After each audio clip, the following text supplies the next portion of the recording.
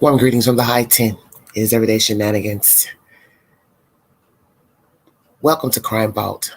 Tonight's topic is Theodore Robert Bundy, better known to most as Ted Bundy. I'm going to bring you a little bit of information before I play the audio. Burlington Free Press is the source. Ted Bundy wasn't always Ted Bundy. The serial killer who admitted to the murders of 30 people in the 1970s was born in Burlington in 1946 as Theodore Robert Cowell to Eleanor Louise Cowell. According to Ann Rule's book, The Stranger Beside Me, his mother claimed to have been seduced by a sailor, despite records showing the biological father to be named an Air Force veteran named Lloyd Marshall. Bundy's story is being told again in the upcoming Netflix movie Extremely Wicked, Shockingly Evil and Vile, starring Zac Efron. The film centers on Bundy's girlfriend, Liz Kendall, Lily Collins, as the living victim, with a small role for Bundy's mother, Louisa Forbes Shepard. It does not focus on Bundy's childhood. After his birth in Vermont, Cal initially left her young son at Elizabeth Lund Home for Unwed Mothers. Now known at the Lund Family Center, she later brought him to live with her and her parents in Philadelphia. Rumors have long persisted that Bundy's grandfather, Sam Cowell, was actually his biological father. In the home, he grew up hearing his mom referred to as his sister and told to call his grandparents mother and father. Rule wrote that Bundy both adored and respected his grandfather and clung to him in times of trouble. In Netflix's 2019 docuseries Conversations with the Killer, journalist Stephen Machard said the man may have abused the young boy. This illegitimacy issue is for the amateur psychologist. It's the thing, Bundy said in a clip featured in the series. I mean, it's so stupid. It just bugs the shit out of me. I don't know what to do about it. 30 years since his execution, listen to Hunted, a podcast about Ted Bundy's time terrorizing Colorado. But according to a report by a professional psychiatrist who examined Bundy a day before his execution, he suffered from manic depressive illness, which gave him violent mood swings. Dr. Dorothy Altnow Lewis wrote that the illness could be traced to his living in Philadelphia, adding that his grandfather was an extremely violent and frightening individual who kicked dogs, swung cats by their tails, and beat people who angered him. Bundy told Lewis before his death that his access to his grandfather's pornographic magazines at a young age contributed to his violent behavior. In a 1987 competency hearing, Lewis reported that Bundy's aunt, then 15, woke up from a nap to find kitchen knives around her. She woke up to find her nephew, Ted, at age 3, by her bed, smiling at her. According to the FBI, childhood abuse and neglect have the potential to create an increased risk of future violence. Genetics and environment can also work in tandem to result in such behavior. Genetics loads the gun, their personality and psychology aiming, and their experiences pull the trigger, said FBI profiler Jim Clemente. But not all who experience childhood trauma act out in the same way or to the extreme that Bundy did. Bundy's mother left Philadelphia, moving across the country to Washington State with her son when he was 4 years old. There, she changed his last name to Nelson before she met and married John Bundy. The man formerly adopted his wife's son, and Ted Nelson became Ted Bundy. Family friend Sandy Holt recounted in the Netflix series that Bundy's mother and adoptive father were religious and very involved in their children's lives. She said that as a boy, Bundy was teased for having a speech impediment and couldn't quite get the hang of activities other boys were doing. He had a temper. He liked to scare people, Holt said. As he grew older, Ted Bundy reportedly grew bitter toward his family for them not having as much money or possessions as others in his neighborhood. He also was said to have found his birth certificate and discovered that Johnny was not his birth father. Although there are conflicting reports about when he may have found the document, friends remember his resentment towards his parents growing. When I made light of the situation, he said, "Well, it's not you that's a bastard." He was bitter when he said it, said Terry Stoic in an interview in the book, The Only Living Witness. Stoic added that in high school, Bundy became more socially withdrawn and was very sensitive with built-in insecurities. In college, he met a woman he seriously dated, but she broke it off. Bundy responded by traveling the country, including a stop in Philadelphia and doing a semester at Temple University to be close to his grandfather. Bundy told Rule that he missed his grandfather, Sam Cowell, terribly when the family first moved west and thought of him fondly, describing him as a Santa Claus type character despite his propensity for violence in the home. Bundy was so intense and disturbed when he said he never really knew who he was or whom he belonged to, Rule wrote. In research published in Joel North's book, Serial Killers, The Cycles of Violence, are described as being generational. A separate 2017 study showed that serial killers who experienced childhood abuse tended to sexually assault victims before killing them. In 1976, psychologist Al Carlisle conducted a psychological assessment of Bundy during a 2018 interview with TV network A&E. Carlisle said Bundy developed his psychopathic personality over time, shutting down feelings of guilt for his actions. He says the serial killer became the author of his own creation. He got addicted to the idea of this possession of the essence of the victim, Carlisle said. Bundy created himself through poor choices. Thank you all so much for joining me. Burlington Free Press is the source of this information.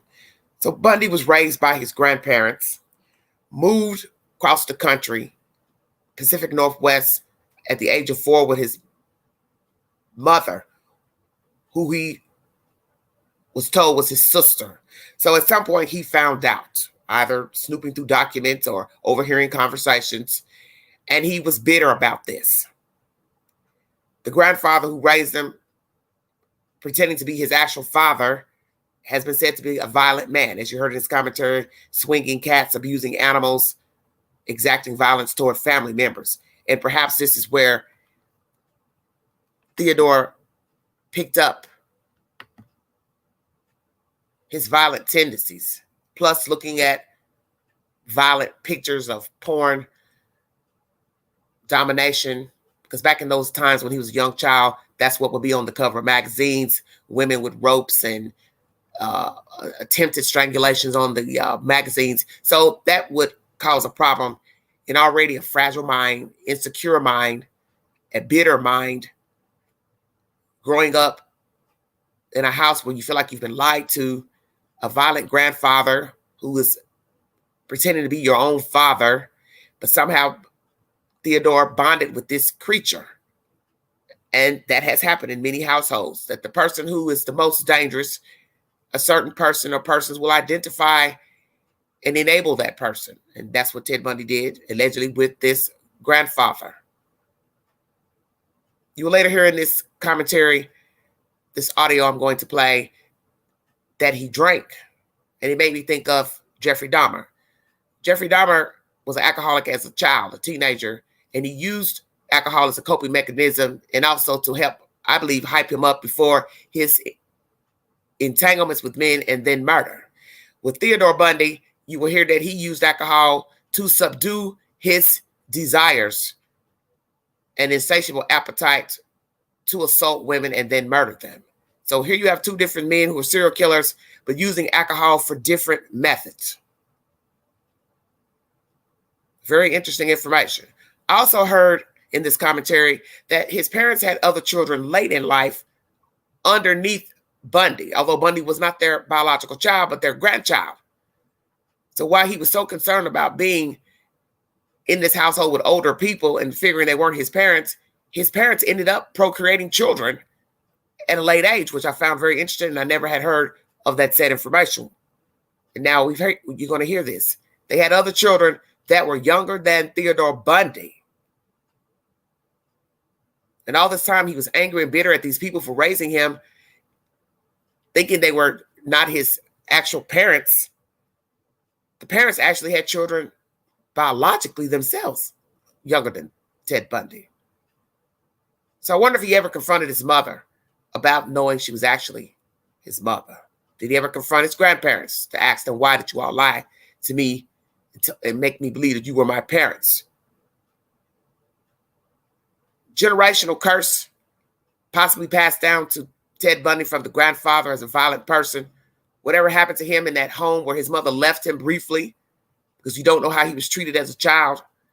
Then he goes across country with his mother to only be lied to say that the mother was his sister and the grandparents were his parents. Thank you for joining me. To the outside world, he was a law student, a devoted friend, and a loving family man. He cooked big dinners, talked and laughed, listened to music, and drank wine. He went to church and took part in the church discussions. He was just very normal. She called him my prince. She said he was extremely charming. But below the surface lurked something darker. Looking into his eyes, you could see the evil. He confessed to 30 homicides, but law enforcement believes that number is way higher than that. Being a serial killer was terrifying enough. He was sadistic. Textbook psychopath. His superpower was being clean and blending into virtually every situation. Ted Bundy was different than what we thought a serial killer should look like. He was charming, good-looking, well-educated, ambitious, and he seemed like the boy next door. What drove Ted Bundy's insatiable appetite? This is a guy that truly loved murder. How did he get away with it for so long? There weren't surveillance cameras on every corner. DNA was not as sophisticated. Women just went missing. Were there any signs? If you have a friend and then you find out he's actually a murderer, that turns your stomach. And that doesn't go away. I'm 73 and I still feel that way. And how has Bundy made us reconsider the evil hiding in our midst? He was that different. He was an invisible monster who was amongst us. The devil incarnate you'd like to have as your company.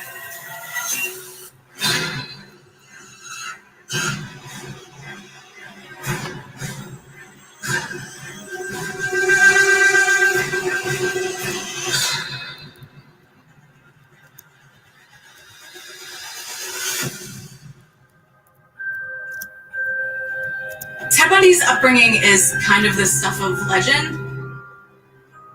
Ted Bundy's mom, Eleanor Louise Cowell, got pregnant with him when she was 22, and she was not married. Her family was extremely religious, and they were deeply embarrassed and humiliated by this. So they sent her away to a place for unwedded mothers to have the baby. Once Louise had recovered, she intended to go home and leave Ted for adoption. And her father said, no, you're bringing him home. And so she brought Teddy home with her in Philadelphia. The real reason for the family's concern may be much darker. It's rumored that Ted's grandfather is his biological father, that he had actually raped Ted's mother and he was the product of that rape. After she moved back with her family, they decided that Ted would be told that his mother was actually his sister and that his grandparents were his mom and dad. And so for the majority of his upbringing, that is what he believed. If anyone in the family asked about who Ted's father was, his grandfather became instantly irate and he would launch into these just violent outbursts. It was a very abusive, destructive household. His grandfather was known to have a violent temper. There's stories about him, abusing the grandmother, throwing her down a flight of stairs. It was just a very unstable, very sad, very scary environment for Ted to grow up. When a child is brought up in these type of traumatizing environments, it is really hard to walk away unscathed. When Ted was growing up, he showed signs of being very brilliant, but he also showed some disturbing signs. There was an incident where one of his aunts was babysitting him and she ended up taking a nap. And when she had woken up, he had placed knives around her body while she was asleep. There is something very, very wrong with toddler Ted Bundy. 3 years of age, Ted Bundy puts knives beside his sleeping aunt, who was 15 years old at the time. Why did he do that? This is early on, a toddler, 3 years of age. He is already showing and exhibiting vile behavior as a toddler, not even school age yet. What would he know about taking knives and lying them beside a sleeping person and a woman, not a man, but a woman? This would lead one to believe the violence was generational with Ted Bundy. Thank you for joining me. And nobody really knows what to do about it. Eventually, the young Ted comes to believe his grandparents are too old to be his parents, and that his 24-year-old alleged sister, Louise, is actually his mother. But he still doesn't know who the father is. I don't think Ted ever felt stable, and that starts from birth. You know, rejected, doesn't feel like he belongs. Eventually, Ted's mom found the courage and the strength to leave the family. In 1950, she took Ted and they moved to Tacoma, Washington, where she met a man who was an army cook with the last name Bundy. Over the next decade, Ted's mother and stepfather expand the Bundy brood, welcoming 4 children by the time Ted is a teenager. The additional kids only further alienate the eldest son. He was described as a loner. He was described as somebody who didn't really fit in. He couldn't do the things that other kids could do. He wasn't good at sports. Okay, a discrepancy. What I mentioned about the other children, I guess is where the actual children from his mother and stepfather that his actual mother had. For some reason, I thought it was other children that his biological grandparents had. But it says here, these are children his mother made with the stepfather. Excuse the discrepancy. Thank you for joining me. He just couldn't really measure up. By and large, his childhood was very lonely. He just lacked the ability to sort of have that human connection with people. To compensate, a teenage Ted develops a vivid fantasy life, fueled by his obsession with lurid pulp magazines. On the cover of these magazines, they would have like these large-breasted women with a knife to their throat by a man, or he's about to strangle her. It was the threat of violence mixed with sexuality. Back then, true crime magazines were also mere pornography magazines, and the two were conflated sometimes. And I think that did play a role into some of the sexual deviance that Ted later developed. His fantasy was to watch a woman be assaulted. The darkness inside Ted is growing. Even at a young age, Ted knew that something was off, something was wrong. Ted admitted later in life that he used alcohol and marijuana to sort of numb his darker fantasies. We showed an early predilection towards deviance. Some kids want to go out at night and hang out with their friends. He wanted to go out at night and peep in people's windows. Then one night, Ted can no longer control himself. As he's walking home drunk, he comes up behind a woman without thinking at all. He grabs a stick and runs up behind her and clubs her over the head. She drops to the ground, and he runs away. Part of me wonders if this is him testing the waters, seeing what it feels like to actually hurt somebody. Ted gets to see somebody scared, and maybe he starts to realize that he likes it a little bit. Bundy is never linked to the attack. And in 1965, graduates high school, ready to begin his next chapter. Here in this commentary, you hear he has hit a woman from behind under the influence of drugs and hasn't even graduated from high school. So he has exacted violent behavior on a random female under the influence of alcohol and never been linked to that said crime of hitting that woman from behind. Very interesting information. Thank you for joining me. Evil Among Us, Ted Bundy. Attends the nearby University of Puget Sound for his first year of college. Then transfers to the University of Washington. It's there he meets the woman who will change his life forever. Diane Edwards. Diane came from a really wealthy family. She was beautiful. She was brilliant. The two befriended one another over a mutual love of skiing, and eventually they managed to work the friendship into a relationship. They fall in love. He looks like a wonderful suitor to her family, and I think for him, she was the be-all, end-all, the absolute prize. He seems to really love status, and she's a point of status for him. But he put her on such a pedestal, he let his academics slide. Now, Diane sees him as somebody who doesn't really seem serious about school. He's failing classes, he's not going to classes, and so ultimately, she decides to break up with him because that's not the kind of guy she seems like she wants to have a future with.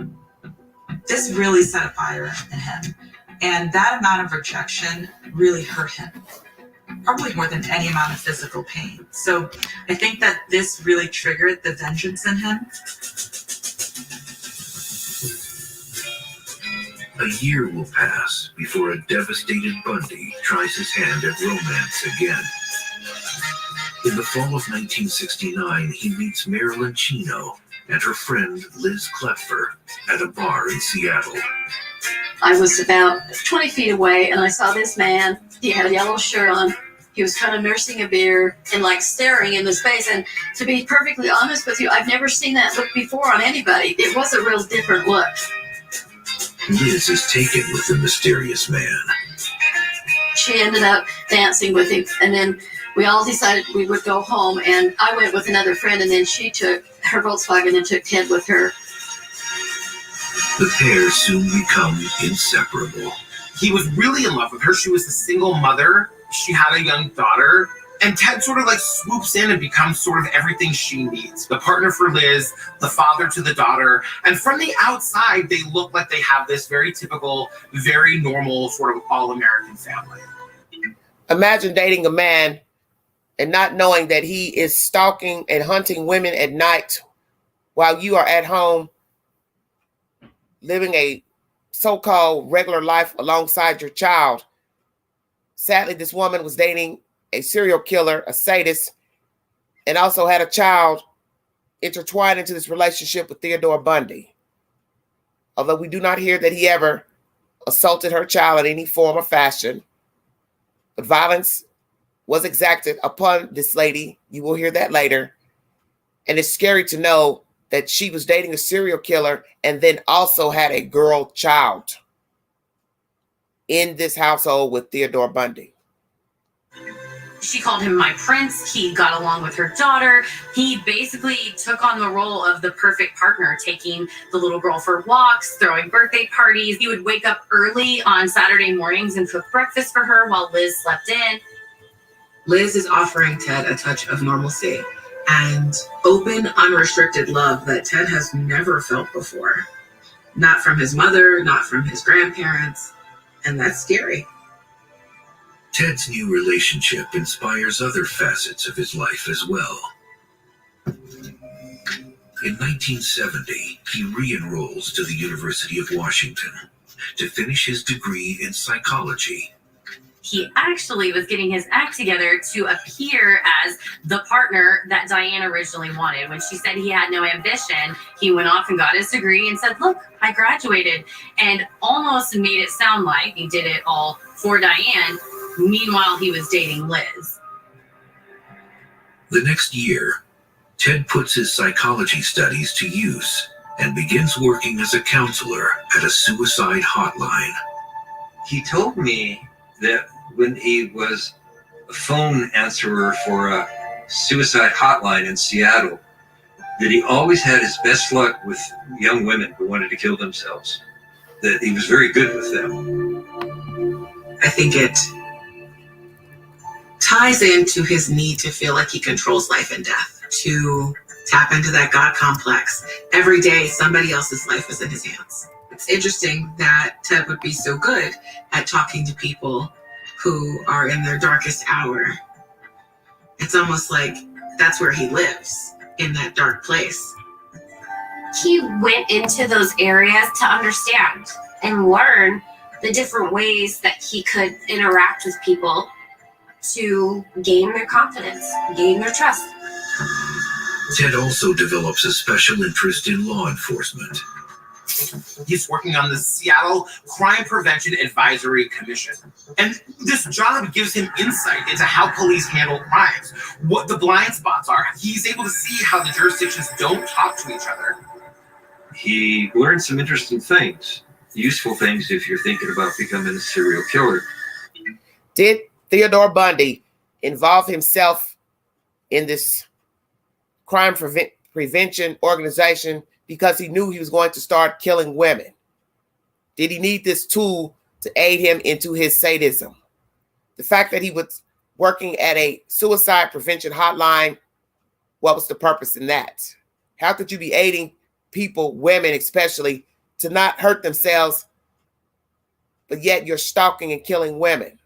Was this all a ruse? One would say yes, due to the fact of who he was. That he had no empathy, he was a chameleon, and he did everything to mimic what allegedly a human being is supposed to do, which is to pretend that they care. And that is what sadists do. They pretend to be human. That is what a psychopath does. Emulation. That is what Theodore Bundy did. He didn't care for those women. He didn't care about crime in the community. He was using these tools, organizations, as to set up to hurt and harm innocent women. Eager to expand his knowledge of the criminal justice system, Ted enrolls in law school at the University of Puget Sound in Tacoma in the fall of 1973. He was attending classes at night. I'm sure he was busy with Liz during the day, but they would work out their times where they would do stuff together. He was burning the candle at both ends. He only attended law school, perhaps only 3 classes during that first semester. Ted can't seem to keep his focus on school. That breakup with Diane, I think, was really the last straw. That desire to kill was rising and building within Ted. It would completely break loose. He only attended 3 classes an entire semester. What was he thinking? Why could he not focus on his school books? He's dating a girl. She has a child. He's going to classes at night, but he's not attending classes the entire semester because his insatiable appetite for murder is overriding his thought process and his obligations to be a student, a decent human being, a boyfriend. The appetite overrode. And once again, he's dating someone and living with her with a said girl child in tow. A chameleon, lying. The appetite was greater. And that's when the transformation was complete.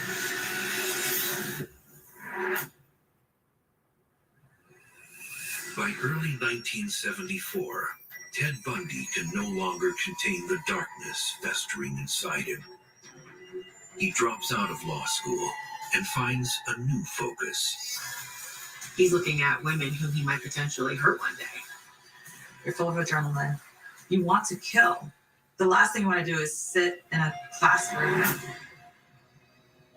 On January 4th, 1974, Ted Bundy creeps his way into the basement apartment of a University of Washington student named Karen Sparks. He quite likely saw her when he was out peeping in windows, because that was what he was doing in those days. The sleeping 18-year-old UW dance student has no comprehension of the evil about to be inflicted upon her. He takes a metal rod from her bed and bludgeons her with it.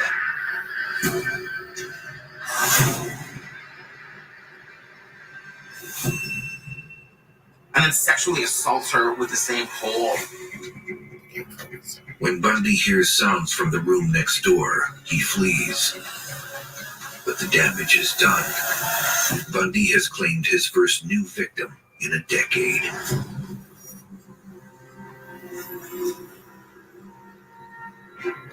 (1974), his first victim, but you hear they say in a decade.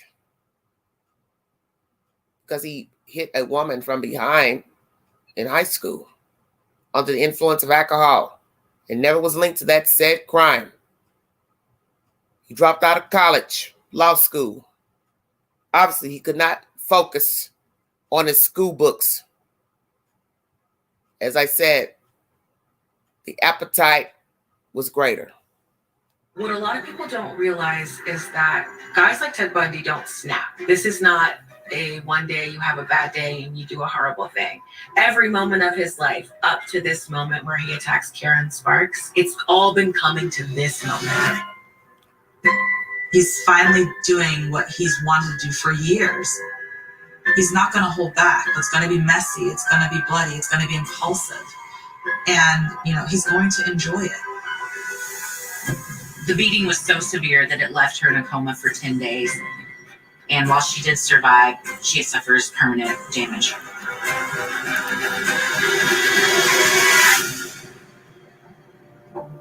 After the attack, Ted seamlessly returns to his normal life with his girlfriend, Liz. Liz doesn't know this, but Liz is perfectly safe right now because he let out all those horrible feelings onto his victim. He's not going to hurt her now. Ted can keep it separate. He can go back to Liz. He can enjoy what he has with her, but he also has to keep hunting for the new high. He has to find another victim. 4 weeks pass, and Ted can no longer contain the evil within. He returns to the University of Washington to satiate his needs. His next target is 21-year-old senior Linda Ann Healy. The front door was unlocked. So he came in the wee hours of the morning, went down the basement steps, and he went into the first bedroom, and that was the bedroom of Linda Ann Healy. Bundy then chokes Healy unconscious. But her nightmare has just begun. He takes her nightgown off, he hangs up in the closet. He makes the bed, he grabs the red book bag and puts some of her clothes in it. He changes her into her street clothes and he leaves and takes her with him. I think that MO changed because he learned something the first time around. You can see the development of the intellect he's putting into how am I going to do this? It's very calculated. Bundy takes the unconscious co-ed an hour southeast to the remote Taylor Mountain, where he secretly rapes her. Why did Ted Bundy take this victim out of the house? It's very strange. Because the one girl he beat, remember? He beat her. She was in a coma for 10 days. Now, this next victim, he decides to take out of the house, risking being seen, risk going in, risk being seen, taking her out, drive her an hour or so into the wilderness to rape her and murder her. Very strange behavior because most sadists do not take their victims out of the house. The only time people take victims out of the house is if they can be linked to the victim. Then they take the body and hide the body. So why did he take her out of the house, this second victim? Because the risk is great breaking in. He was doing most of his break-ins in the wee hour. But to carry her out, he could have been seen. You don't know her. You don't know who she's related to. Friends. Who else has a key to the apartment? Very risque. And I think of Ted Bundy, his behavior in this case with the Idaho 4 college students. Brazen acts. And this person is a stranger, Ted Bundy. So who is the culprit in the Idaho 4? Very interesting information. Thank you for joining me. Then, for the first time, murders his victim as well.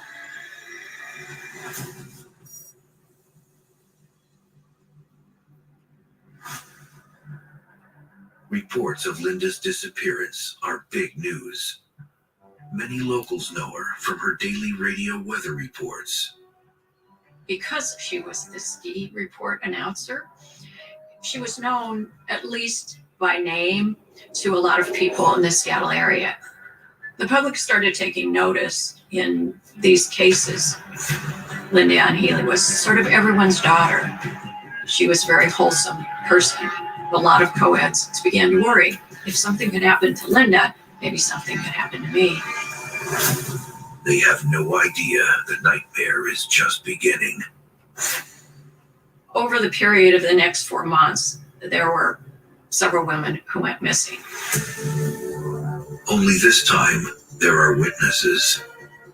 At the time of Susan Rancourt's disappearance, police received reports of a man on campus with a cast on his arm. They describe him as slim-build, good-looking, arm in a sling, saying he's been seen walking around asking people for help. Nobody helped him, but they're wondering, could this be connected to the Rancourt disappearance? Because Bundy has a new angle. Ted Bundy played to the vulnerabilities of people and made himself look as if he were weak and couldn't possibly hurt someone, either by being on crutches or having a fake cast on his arm. But at this point, Bundy's MO has changed. He's now trying to lure these women to him. He studied human psychology. He knew how to con others, and he used all of these tools against his victims to trick them. He knew how to behave as if he were a normal, civilized person on the surface for a couple of minutes, and then he would attack. Like Linda and Donna before her, Bundy takes Susan to the remote Taylor Mountain to rape, torture, and murder the 18-year-old. Then return to her body again and again. Being a serial killer is terrifying enough. He also was into necrophilia, which is just really proof of how he needed to control these women. He hated women. With the necrophilia, they can't fight him off. He's got the ultimate power there, ultimate control. They cannot say no. Which is kind of like Diane. She was exactly what he wanted, but was rejected. Did all of these murders happen because of the rejection of the girlfriend who broke up with him? He started sloughing off because he was so in love with her he couldn't concentrate. And in her mind, allegedly, this was not what she wanted from a man. He turned her off. He didn't have goals in her mind, allegedly. So here ensues this hatred for women, this generational curse of violence, appetite for harming women, hurting women, making women suffer, and then stalking women who mirrored this ex-girlfriend, yet was in a relationship with a nice girl. Why couldn't he focus on the girl he was dating? Why was he still trying to please the girl who broke up with him? And I do believe that girl is the reason he kept hunting women. He was angry. He was bitter. He felt betrayed by her. So I'm going to make everybody pay for what this one woman has done to me. And Bundy isn't finished. Perhaps sensing the heat is on, he crosses state lines to Oregon. A young woman from Oregon State University, which is in Corvallis, quite a distance south of Seattle, was out one night walking across campus and never seen again.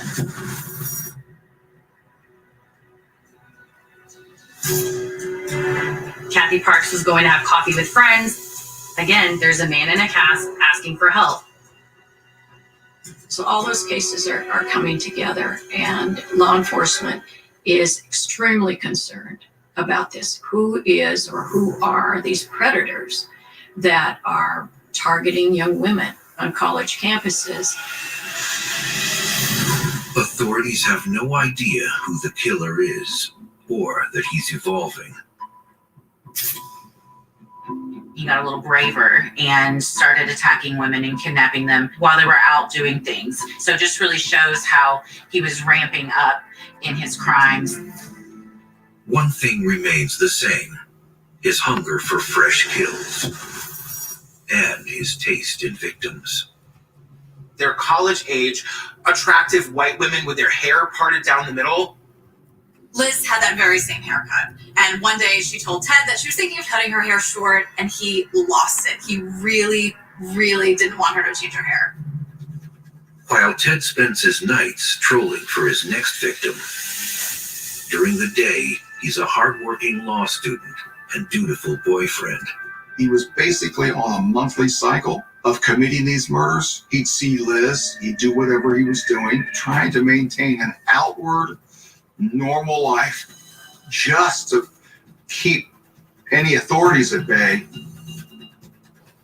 Like so many serial killers, he was just completely capable of turning it on and off and compartmentalizing those things, and was able to live multiple lives all at the same time. He cooked big dinners, talked and laughed, listened to music and drank wine. I think that emboldened him even more, and it also added to the thrill because it's a secret he had that no one knew. Liz was mesmerized with him. In her eyes, he was so good. She was always, I'm going to find my prince and get married, and she found him in Ted. But Bundy's emotional firewall is beginning to show cracks. Liz started to see his sexual desires change. He was asking her to have anal sex, which she didn't want to have. He was morphing into that altered personality, that realm of murder, into the place where only the women that he killed will ever see it. It's like a Jekyll and Hyde thing. But Bundy will soon make a potentially fatal mistake.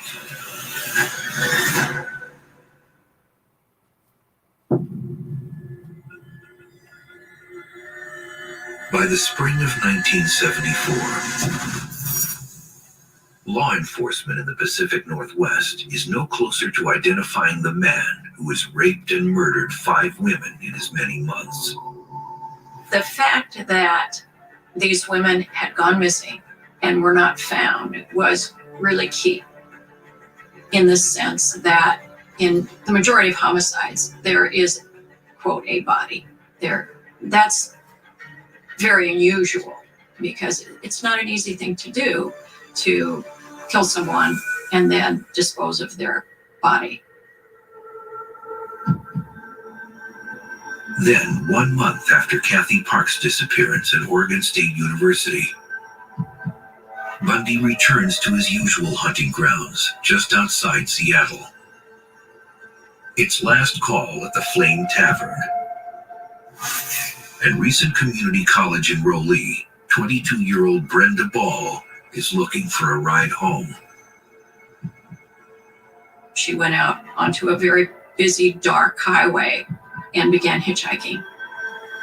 Brenda Ball is last seen approached by a man in a cast asking for help. After that, she simply disappeared. The MO is emerging that it's beautiful women with long brown hair parted down the middle, and they're being approached by someone who pretends to be in need, who then takes advantage of them. This new type of predator sends shockwaves through the community. There definitely isn't as much suspicion. In the 70s, there was no reason to fear people. People did let their kids walk blocks alone, like kindergartners. People really did keep their doors unlocked. People just didn't know that this guy was the scary guy to be afraid of. 10 days later, Bundy continues pushing the envelope. It's midnight when he approaches co-ed Georgianne Hawkins in the alley directly behind her UW sorority house. Ted Bundy was an evil planner. He really thought about how he was going to lure his next victim in, and he found a pattern that worked for him. He's trolling back and forth the alleyway with crutches and a cast. Georgianne's walking down the alleyway and she sees him and she says, "Oh, can I help you?" And he says, "Oh, if you could help me get to my car, it's just over here." And as she's helping him get his stuff into the car, he reaches for his tire iron. He hit her with such force that both of her earrings came off and she came out of one of her shoes. He knocks her out, puts her in the car. He drives maybe 15, 20 minutes away, and soon after that strangled her to death. Georgianne Hawkins was last seen Monday evening shortly after midnight. Police believe she went along this route, and then somewhere she disappeared. Once again, investigators scramble to connect the pieces. There was very little information about who might have done these horrible crimes. There were no witnesses. There weren't surveillance cameras on every corner. People didn't have cell phones with cameras. DNA was not as sophisticated as it is now. Women just went missing. You didn't know what had happened and where to look for crime scene. There just wasn't a lot of evidence that you could go to. But this time, Bundy does leave evidence behind. Georgianne's missing shoe and earring, and he realizes his mistake. The next morning, Ted actually returned to the scene and he was able to actually collect the shoe and the earrings while investigators were still on the scene. The brazenness of the killer returning to the scene of the crime to try to collect evidence is just mind-boggling. Ted's definitely emboldened. I think that he, again, feels superior. He's done all of these things, but yet nobody suspects it. But someone closer to home is beginning to suspect something is amiss with Ted. One afternoon, he and his girlfriend Liz are enjoying a rafting trip along the Yakima River when Ted suddenly changes. Ted gets an itch to do this horrible thing he thinks about all the time. Ted became moody. Liz is talking to him, but he's not doing a whole lot of talking. Suddenly, without warning, he pushes her into the cold waters of the Yakima. He kept pushing her down in and wouldn't let her up. She said she was really, really scared. When she comes up out of the water, she says his face is blank. I get the feeling he's not even seeing me.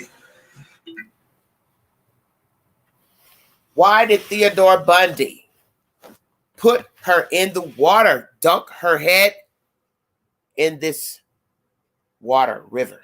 Very cruel. I'd never heard this before.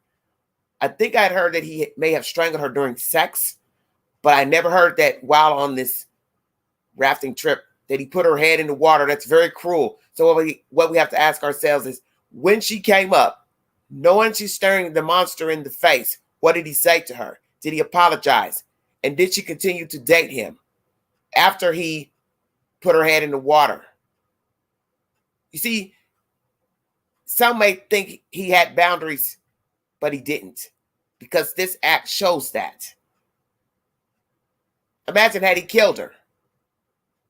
How was he going to explain what happened to her going back home to her child, but he left with the mother? This is very scary information. Thank you for joining me. And again, it takes him a moment to come around. I wonder if this was that moment where the darkness kind of surfaced for a second and he realized he could do a lot of harm to somebody he ultimately really cared about. Ted claims he was just joking, and all is forgiven. Liz asks if he wants to get together that coming weekend, but her devoted... He was just joking, but yet she stays with him anyway. And one can say, well, women do it all the time. Verbally abusive, physically abusive, and still stay in the household and date the man and still have sexual relations with the man. But imagine also having your face plunged down into a raging river and still date the person after they pull you out and say, I was just joking. Boyfriend has other plans. In July of 1974, at a state park just east of Seattle, we see his most brazen attack yet. Families are there, young people are there, sort of hanging out, enjoying the summer. And there's this man sort of wandering around. He's got his arm in a sling. He's looking beachy. He's hunting prey with a million witnesses around. After having perfected the ruse, he decides to take it up a notch and pick people up during the daytime at a crowded beach. Around noon that day, Janice Ott, who was sunbathing, was approached by a man who asked for some help with his sailboat. He had his arm in a sling. He's boldly telling people, "Hi, my name's Ted." Absolutely no fear anymore. He was bold. Bold, dude. He understood that this mask of sanity, the normal Ted Bundy that he displayed. Janice, very personable young woman, went with him to help him. Folks actually saw her drive away with him, and that was sadly the last time anyone heard from her, because he used the name Ted when introducing himself in broad daylight, no disguises, so police were able to get a reasonable composite sketch. And there was also a description of his car, a Volkswagen Beetle, which some witnesses saw Janice drive off with him in that vehicle. Janice was not reported missing until the next day. Bundy's dark desire is too much to resist. Just hours later, he returns to the park looking for another victim. Ted is a textbook psychopath, sexually deviant, power control serial killer. Someone who is a psychopath, they lack a conscience, they lack empathy. They are not able to connect to other people. They are driven only by their ego. They are very superficial in all of their relationships and everything that they strive for.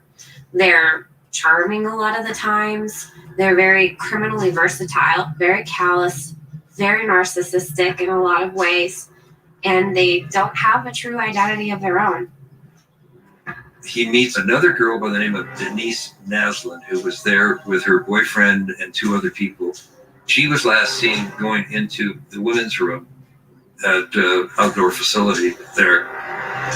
Within about 24 hours, it was quite clear that Denise and Janice had met the same individual, gone somewhere with him, and were never seen again. Later that year, Denise Naslin and Janice Ott's remains found in Issaquah, not all that far from Lake Sammamish Park.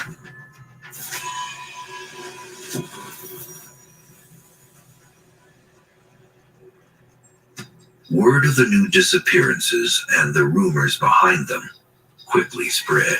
There might have been foul play, but there really are no clues, no theories as to the disappearance of the 2 girls.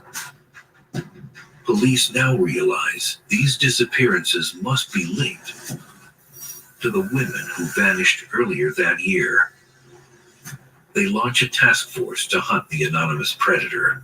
Because of my experience in investigating sex crimes and the often links between sex crimes and homicides, I was considered to be a pretty good person to be part of that team. Everyone was working together to try and find any connections between the women who had gone missing and possible suspects. These cases, they were involving young, attractive women. That's the kind of thing that gets a lot of media attention, of course. So at this time, during the 70s, women are wearing less. They are not afraid to ask for what they want. Women were going to college more, pursuing higher education, and they felt more safe because they had choices.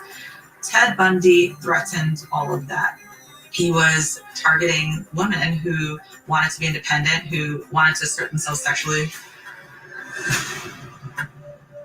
With literally thousands of witnesses, investigators begin developing a profile of their suspect. A man they believe named Ted, who is hunting women. And remember, Ted didn't look unusual. He just looked like an average guy. But Liz Klepfer believes she knows the man in the sketch the police are hunting. With the disappearance of the Ott and the Naslin girls on the same day from the same state park came the first indications that a male subject was involved. His name was Ted, and he was very polite and suave. Police used the media to spread the word about the Volkswagen Beetle Janice Ott is last seen driving away in, and share a composite sketch of the driver. A man known simply as Ted. Ted. You see, this is how brazen Ted Bundy was. using his name. No disguise except for being on possibly crutches or arm in a sling. But that is where he messed up, was using his government name and always luring the women, once he decided to do it in daylight time, into the Volkswagen. That's where he made his mistake. Looked like the everyman. He was good looking, but not too good looking. There wasn't anything about him that, really made him stand out. So he was memorable, but also can also be forgettable. Everyone thought they knew Ted or saw Ted, and he also happened to be driving one of the most popular cars of the time, which is this Volkswagen Beetle. At that time in Washington State, there were close to 50,000 of those cars driving around. So it, again, just blended kind of into the background and didn't really register in a lot of people's minds. As the news was showing all these missing women, I think Ted was really enjoying that. It was adding to that secret of, they're never going to know it's me because, I'm this great person. They'll never suspect it. But the sketch does catch the eye of someone who feels she knows the face. None other than Bundy's girlfriend, Liz Klepfer. She brings the composite set, slams it down on the table, and I said, "What? What is that?" She says, "Who is that?" I said, "Well, it's Ted. Why?" Then she burst into tears. I didn't want to think that of Ted. Goodness, he's a great guy. He's my friend's boyfriend. He wouldn't do stuff like that,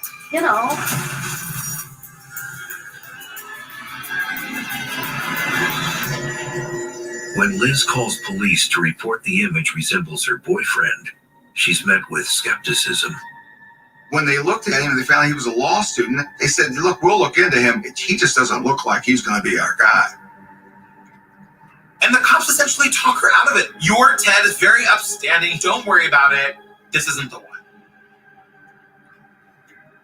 He made it onto a short list of 100 suspects, but because of his lack of a record and because of his civic engagement, they thought, well, it's probably not him. It's very unlikely. But Liz still has her doubts. One of the reasons Liz is having that feeling, that sort of dark feeling, is because she had also found things in his possession that are just kind of scary and unusual. The bowl of keys, women's clothes, the plaster of Paris you would use to make a cast. Again, Liz calls police. And again, they tell her there's nothing to worry about. Police told Liz, "We don't have time to take calls from girlfriends. If you want to make a report, you're going to need to come in." And at that time, she didn't do that. She wanted somebody to reassure her that it wasn't Ted because of how much she cared about him. And because accepting that it is him would mean that she'd have to accept that their entire relationship was a lie. As police continue combing through suspects, they anxiously wait for the killer to strike again. How amazing. This woman is dating this serial killer and has decided that perhaps he is the culprit. Just exactly what was it that made her think Ted Bundy was the one kidnapping these women and murdering them? What was he doing and saying? Because sometimes when they do the sketches, the people don't actually favor those sketches. And you will hear that later in this commentary. That one of the friends didn't believe it was him from the sketch when they finally apprehended him. What was it about Ted? What was he doing and saying to make this woman think, I am sleeping with this man and I believe he is the killer? Thank you for joining me. We knew in the fall of 1974, when several months had passed without new cases in the Seattle area, that the person, for some reason, had stopped doing what it was doing. We just really didn't know what it meant. Investigators have no idea that Bundy knows the noose is tightening and has already left for fresh hunting grounds. Things are heating up with the investigation, and Ted decides he's going to transfer to the University of Utah Law School and take all of his first-year law school classes over. He makes the move, and he gets to Utah and really does sort of establish a life for himself. including taking a new interest in the local Mormon church, where he meets Larry Anderson. Ted was very outgoing and friendly and talked to the group. And when you're in a group, he would tell jokes and laugh at our jokes, and went to church and took part in the church discussions. He was just very normal. There's the best known picture of Bundy in Utah. And it's my personal friend, Carol, beautiful blonde, parts her hair in the middle. He's washing dishes with her. That was in our house. And Carol thought he was a great guy. Yet again, you see Ted Bundy fitting in, whether it's church, at law school, or in his new social circles. He's being the person everyone wants him to be. He's blending right in, so no one thinks he could do anything bad. Utah is the perfect place for Ted Bundy. I wonder if it gives him a bit of a thrill that he's sitting next to devout religious people, that he had really figured it out how to wear the people mask. We have to remember that people like Ted Bundy can have two sides because they can't be completely unbridled all of the time. They want to continue killing. And in order to do that, they learn to be calculating. And that's why they're able to get away with it for so long.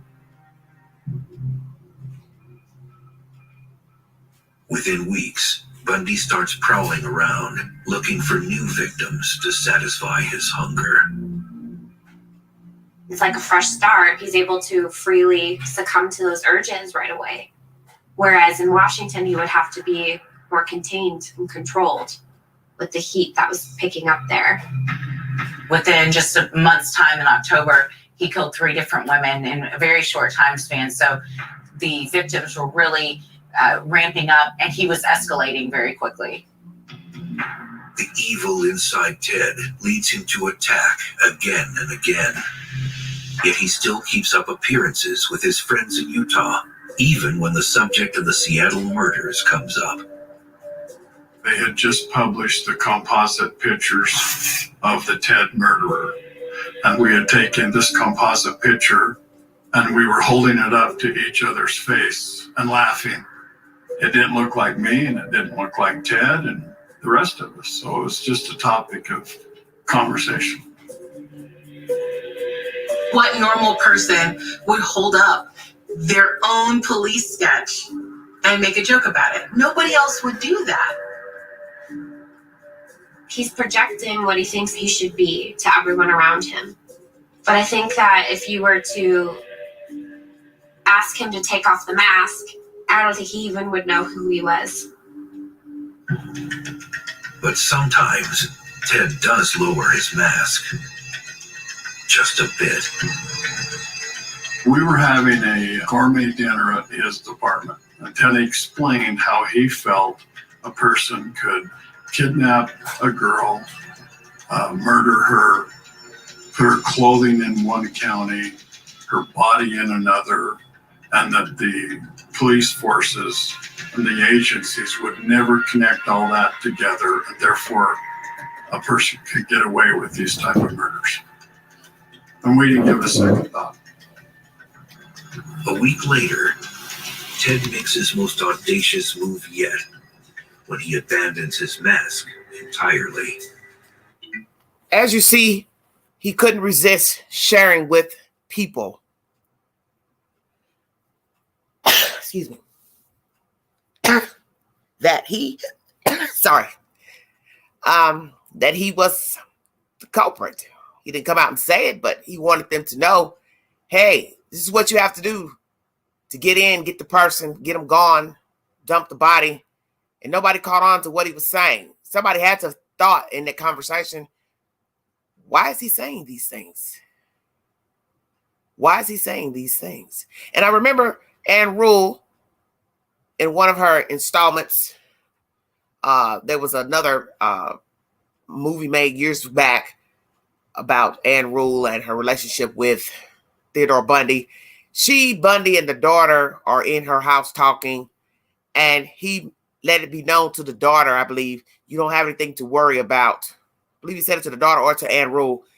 She doesn't have anything to worry about, because naturally the daughter was fearful of this mad man stalking people, stalking women. And how bold is it for him to say that in this house to Anne Rule, and I believe also to the daughter, when he was that guy, he was the killer standing there telling them, oh, you don't have to worry about the safety of your daughter. Nobody's going to touch her. Imagine when they found out that Ted Bundy was the person, the culprit for these murders. You've been talking and dealing with the murderer, talking on the phone, visiting with him. And he's been in your home, been around your child, your girl child. And he was the killer all along. I believe it's The Killer Beside Me by Anne Rule. Very interesting information.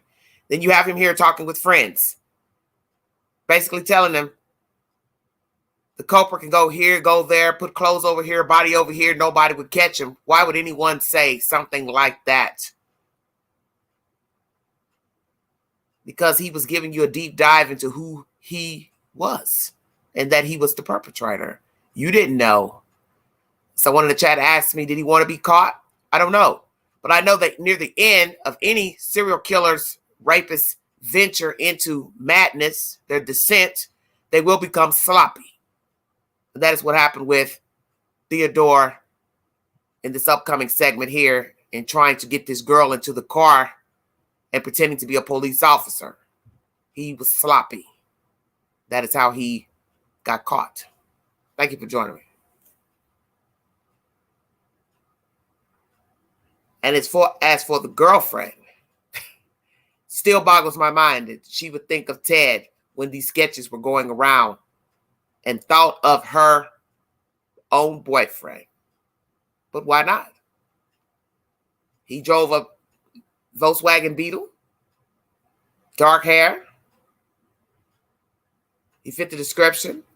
And yet, at some point, Ted Bundy comes up for questioning, but they overlook him because of his ties to the community and political affiliations. Imagine that.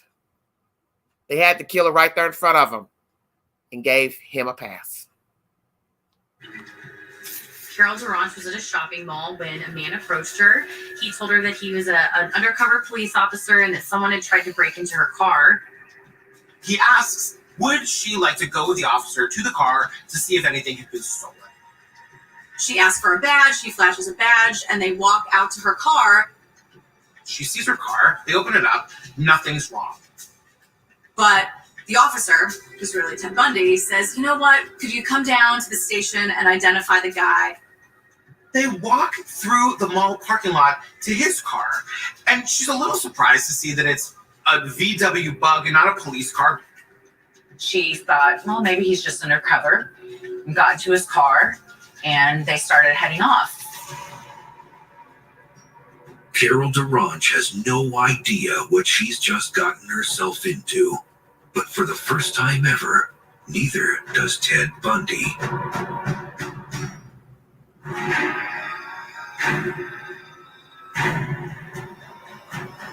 Ted Bundy, posing as a police officer, has tricked 18-year-old Carol Durant into climbing into his car at a Salt Lake City area mall. She's expecting him to go straight and head to the Murray PD. Instead, he does a U-turn. She said, what are you doing? What are you doing? The terrified teen realizes she's made a grave mistake.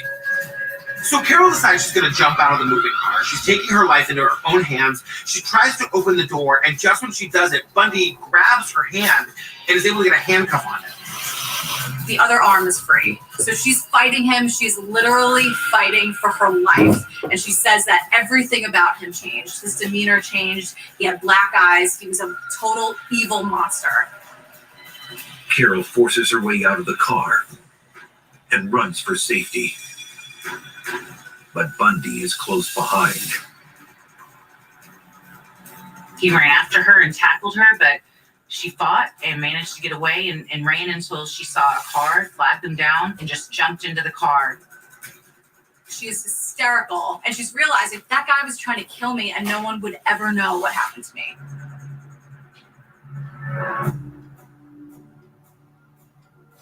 Carol Durant was the first person that Ted tried to attack that was actually able to get away and give a description not only of who he was, but also how he acted and how he got her into his car. She lives to tell the tale. She gives the cops information they didn't have. The woman is a hero.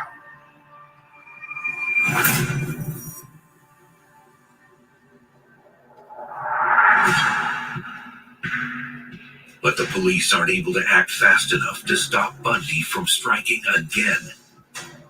That very same night. Once he got started, he wasn't able to stop. He couldn't even take a step back, reflect. Whoa, that was a close call. I could get caught any moment. Now he instead went straight into, I'm going to find another victim. Ted still has the itch. He still needs to kill someone today. This time, he sets his sights on easier prey. 17-year-old Debbie Kent, who's coming out of a high school play the next town over. Bundy notices her. A number of people heard screams. One guy saw this Volkswagen just tearing out of there. With Ted, he was all about baiting, and children were easily baited. So it was an easier prey, for lack of a better word. After the play was over, when her parents went out into the parking lot and saw her car was still there, that's when they knew something was terribly wrong.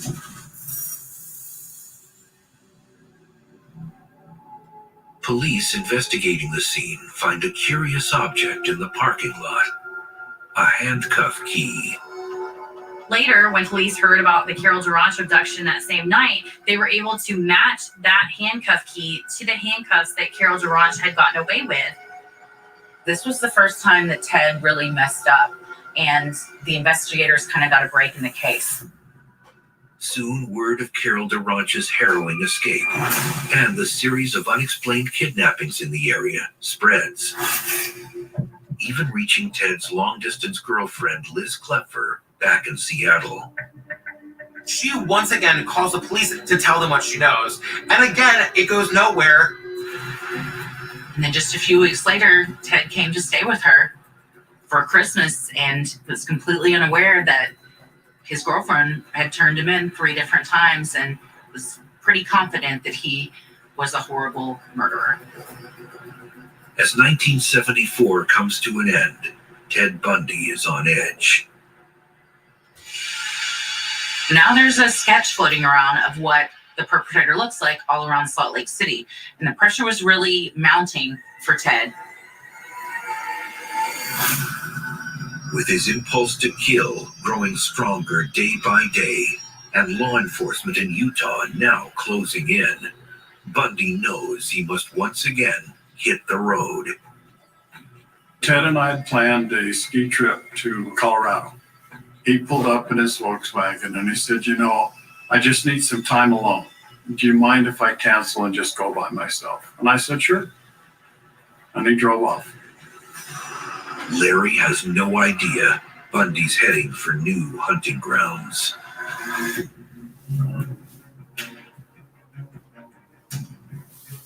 In January of 1975, with the pressure mounting on Ted in Utah, with these now connected abductions, as well as the link back to the Pacific Northwest, he moves his hunting ground to ski lodges in the Colorado area. Colorado is great for Ted because there is a constant influx of new people coming into the towns where he's staying. And he can pretend to be this playboy hanging out in the clubs one night. The next day, he can pretend that he's a ski instructor. It doesn't take Ted long to find a new target. Karen Campbell was a nurse from Michigan, and she had flown in with her fiance, Dr. Raymond Godowski. The couple and Godowski's 2 kids are staying at a local ski lodge. Bundy was there hunting. He was on crutches and fumbling with these snow boots. Karen Campbell spots him down there, and she asks him if he needs some help. He said yes.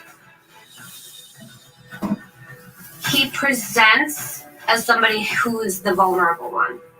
Because how could I be somebody that you should be afraid of? I'm injured. I can't do this by myself. I need help. So I'm not a threat to you. Nobody thinks when you're on vacation with your family, let me just run back to the room for a minute. That's going to be the last time you see them. Karen's body is found in the snowpack a month later. By that spring, Bundy has moved from Aspen to Vail in pursuit of his next victim. Part-time ski instructor Julie Cunningham decided she was going to go meet some friends at a bar, but something happened between her leaving her house and getting to meet her friends. Like Karen, Julie meets a seemingly helpless man on crutches, then disappears.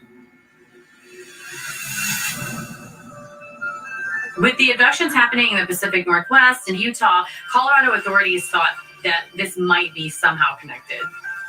As authorities try to piece the puzzle together, back in Utah, Ted keeps up appearances. Ted was almost a shapeshifter. If he was with politicians, then he was the political guy. If he was with his friends and cooking for them at home and playing Mozart, then he was the affable, charming host. It's all about keeping up appearances and the narrative he wants to tell. But Bundy knows the authorities are closing in. He's feeling the heat. So he expands his hunting ground to Idaho, and he drives away to Pocatello. That's where the predator spots his youngest victim yet, Lynette Culver, just 12 years old. Ted started to prey on younger victims. They're more naive, they're more gullible. They want to believe that people are good. They want to help others. And so younger victims are easier to trick and to fool. They're easier to catch. The last time anyone saw Lynette Culver was at her junior high school, and she left to go on her lunch break. 8 weeks later, Bundy snatches another girl, 15-year-old Susan Curtis, from a youth conference at BYU back in Salt Lake. She is never seen again. Although Bundy spreads his crimes across several states to cover his tracks, he soon makes a fatal error close to home. There's a cop, and he's sitting in his car kind of waiting for his shift to end. And he sees a VW Bug driving towards him and then past him, sort of weaving in and out of the lanes. When he flashes his lights to approach the Beetle, it takes off. So he chases it. It eventually stops in an abandoned gas station. And Ted Bundy jumps out of the car, puts his hands up. He says, "Oh, there's a misunderstanding. I was just lost." The officer became suspicious and asked to search the car. Inside, he discovers numerous oddities. The passenger seat missing, and there were what we would call burglary tools in the car. A crowbar and pantyhose with the eyes cut out. A ski mask, an ice pick. Torn pieces of sheet, coiled rope. Things that most people don't carry in their cars. The officer arrests Bundy, and word quickly gets around the police station. It set off some alarms for some detectives that had been working the case because the VW Beetle was a red flag. And that's when they realized that Ted fit the description of the person who tried to abduct Carol Durant. I'm sitting in my office and I get a call, and Ted says, "Larry, I'm in jail." "What do you mean you're in jail?" "I'm in the county jail. I've been arrested." "What were you arrested for?" And they said, "They think I'm the Ted murderer." And I laughed. I said, "Come on, Bundy, you got to be kidding." And he said, "No, and you're my call." Ted's friend is incredulous. He's innocent. They've made a mistake. I mean, how do you get a young lady to get into your car, when you're a stranger? He was very outgoing, very friendly, very convincing. Never gave it another thought. Didn't even consider Ted Bundy, Ted murderer.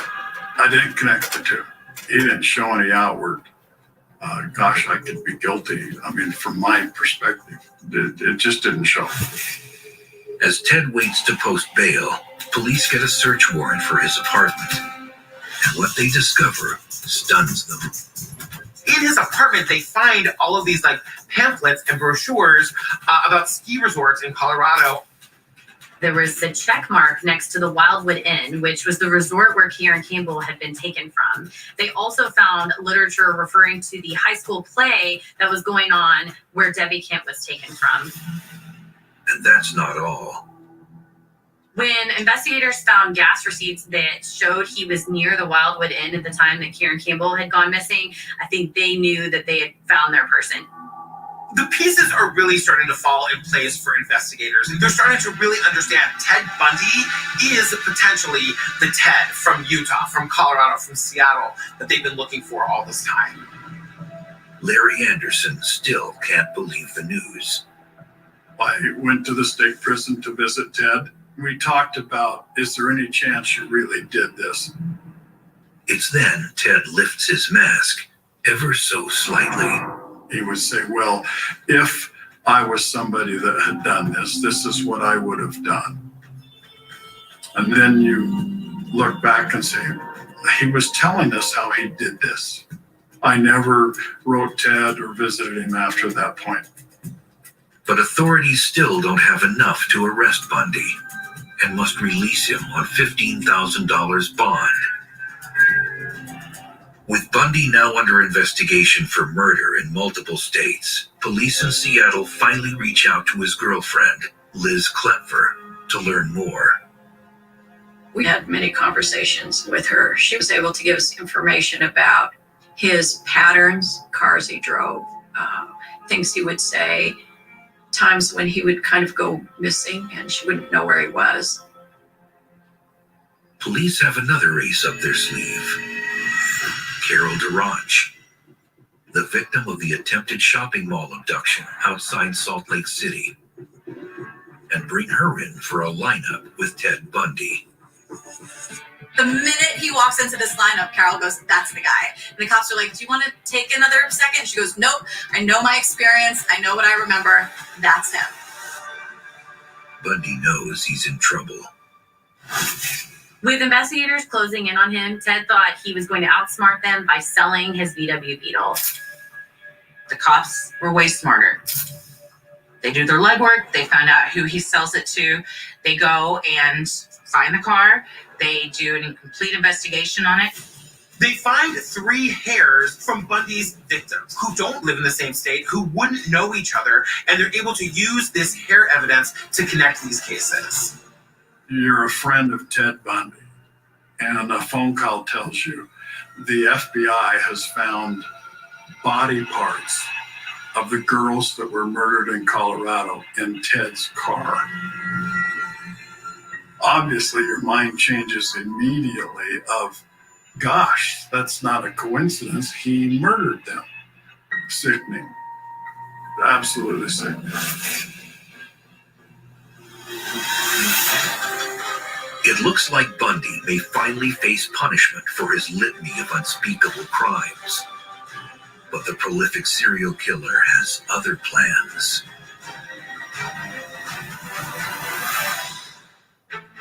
Ted Bundy claims he's been wrongly accused of the brazen kidnapping attempt of Carol DeRange. Police there aren't willing to accept what I think they know, and they know that I didn't do these things. He's released on $15,000 bail, paid by his parents to await trial. The news shocks Ted's friends in both Utah and the Pacific Northwest. One of his friends in the church even said, I wouldn't hesitate to set him up with my sister. Luckily, he didn't, because that probably would not have gone well. Ted got out of jail in Salt Lake, okay, and he went right to Seattle. And you could not believe how many police cars followed him around completely everywhere they went. Liz suspects her worst fears are confirmed. My friend was acting really different. I said, what's going on? And she said, I'm going out with Ted, so please, if he kills me or something, tell my parents. Bundy is confident that he can be as convincing in the courtroom as he is with his friends. In February 1976, the trial begins. It takes just 4 days to decide Ted's fate. The judge convicted him. And Ted was absolutely stunned by it. He did not believe it could happen. He gets 1 to 30 years in prison, and off he goes to the clink. Over the next year, prosecutors continue investigating Bundy for additional crimes. In February 1977, investigators gather enough evidence to have Bundy stand trial in Colorado for the murder of Karen Campbell. Ted decides to represent himself in his own defense. A benefit to Ted for being his own counsel was he didn't have to wear handcuffs or shackles. He was able to wear his own clothes. He was keeping up appearance, and he definitely took advantage of this. He's given access to the law library in the courthouse on the 2nd floor. He's assigned a guard, but this guard takes smoke breaks.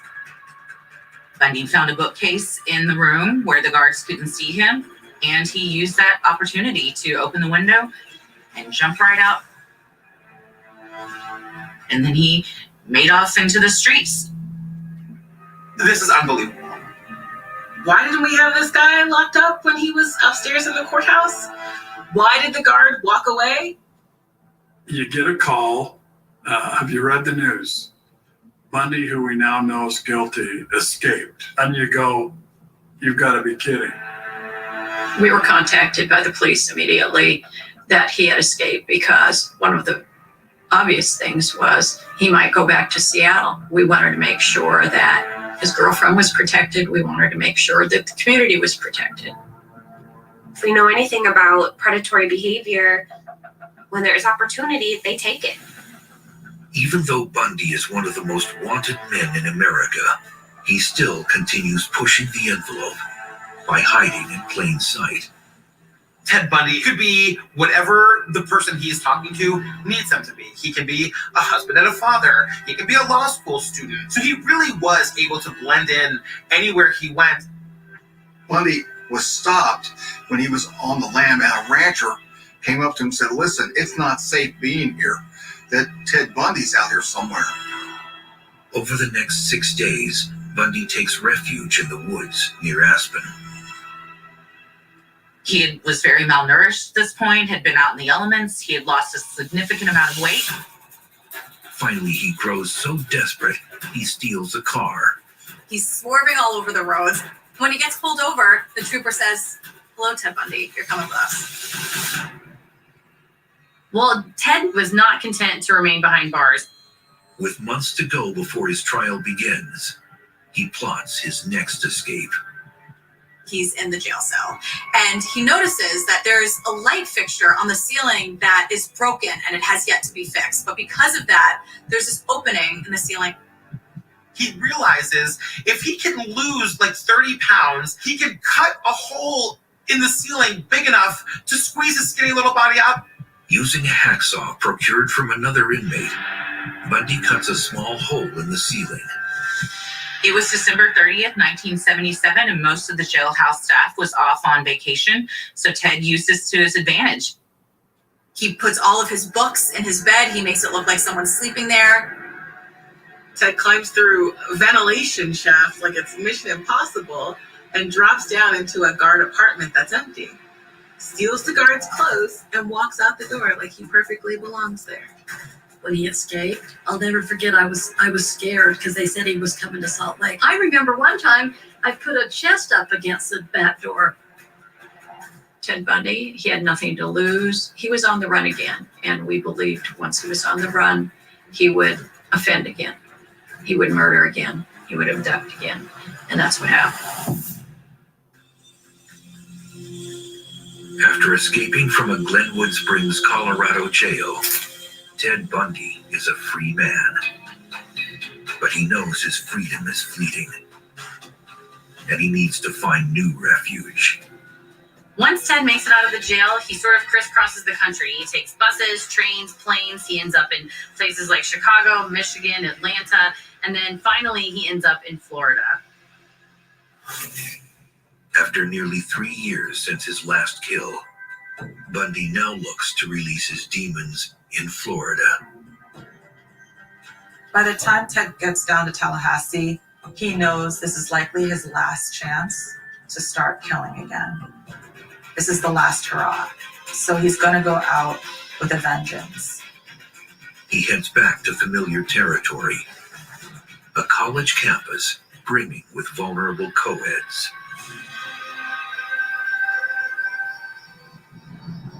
On January 15, 1978, Bundy slips through an open door of the Chi Omega sorority house, wielding a heavy log. Starting at about 2:45 a.m., he finds the room of Margaret Bowman and Lisa Levy. He bludgeons both of them for strangling them with a nylon stocking.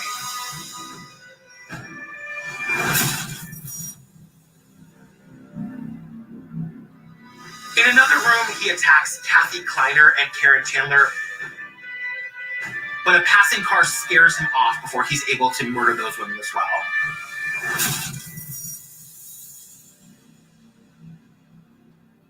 The night of the Chi Omega sorority attack, Ted is pure himself.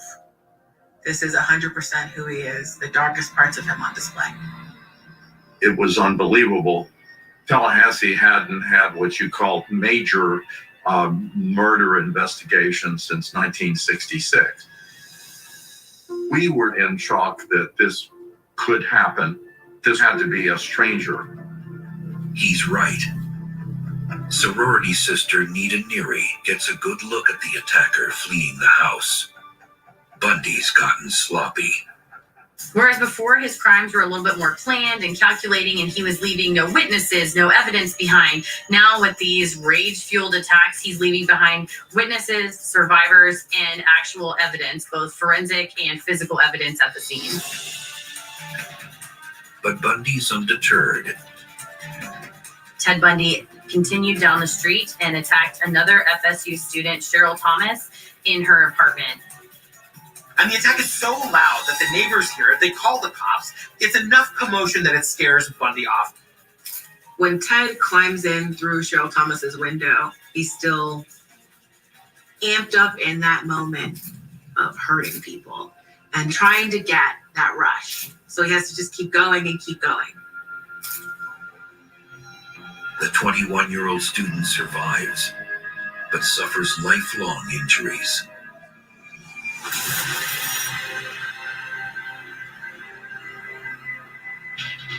After taking 24 victims across 6 states, the monster then simply vanishes. Nearly 4 weeks later, and 100 miles west, Bundy resurfaces outside Lake City Junior High. Now, Bundy had been just kind of driving around the school, patrolling, see if anything would turn up.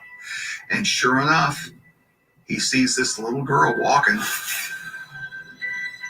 12-year-old Kimberly Leach. Ted's a hunter.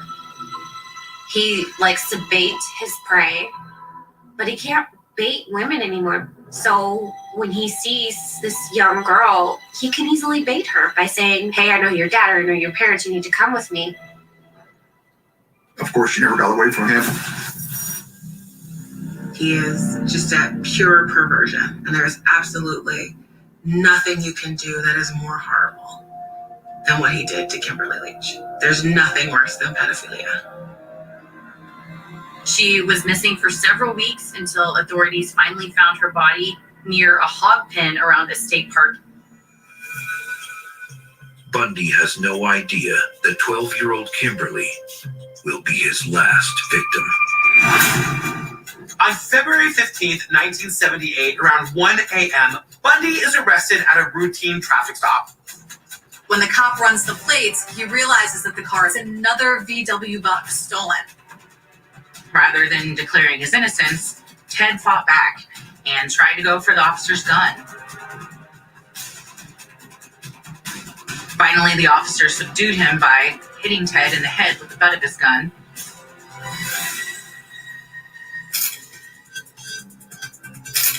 When officers run Bundy's plates, They make a huge discovery. Once police officers realize that the vehicle was stolen from the vicinity of the Chi Omega murders, they start questioning him about that crime. At this point, he still refused to give up his name and refused to cooperate. When Florida police finally get a match of the fingerprints, they're shocked to realize they've arrested one of the FBI's 10 most wanted. We had confirmation that this was Ted Bundy. Everything did fall in place. Once he was arrested in Florida, all the connections were made between Washington State, Colorado, Utah, and Florida. We put him in a cell that was steel lined and that had 3 locks on it. I put out a rule that the 3 keys had to be in the hands of 3 different correctional staff members. And if I ever found out that one person had all 3 keys, I would dismiss the whole shift. The next week, Ted repeatedly reaches out from behind bars to the only lifeline he seemingly has left. His on and off again girlfriend back in Seattle, Liz Klepfer. The date is 2/21/78. Time is 15:20 hours. This will be an interview with Elizabeth Klepfer. Are you aware that this interview is being taped? Yes. Is it taped with your approval?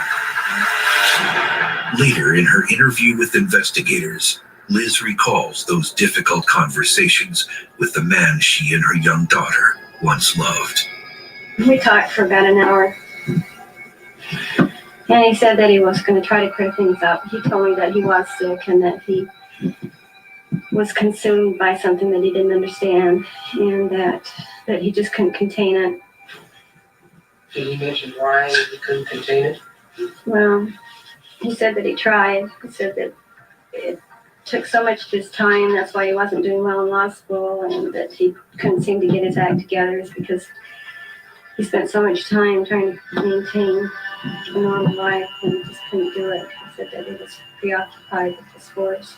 I asked him if I somehow played a part in what had happened, and he said no, that for years before he even met me, he'd been fighting the same sickness, and that when it broke, we just happened to be together. I wonder if Liz felt pity for him in that moment. I'm sure somewhere in there she still loved him. And Ted is telling Liz, I left because I was trying to protect you. Because the darkness was consuming me. A darkness that she wasn't even sure was there.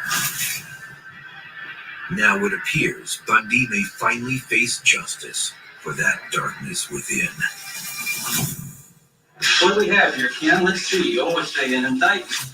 In the summer of 1979, Ted Bundy is about to stand trial for the Chi Omega sorority murders in Miami, Florida. Bundy's defense attorney, John Henry Brown, knows his client could get the death penalty and brokers a deal to save his life. It was a plea bargain between Florida, Utah, Colorado, and Washington. And if he pled guilty in Florida to things we'd worked out, nobody would have asked for the death penalty. He finally signed the paperwork, and we're going to court in Tallahassee. And Ted turns around and looks at me and says, I'm not going to do it. The cold-blooded killer, who kept tight control of the evil within him for so many years, refuses to plead guilty. He insists he's innocent. When Ted is going to trial, he realizes that he likely will never kill again. And he wants to maintain a position of power.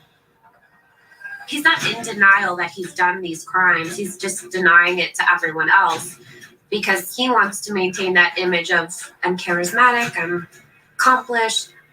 I want to see how far I can take this. I want to see how long I can do people. I want to stay in control.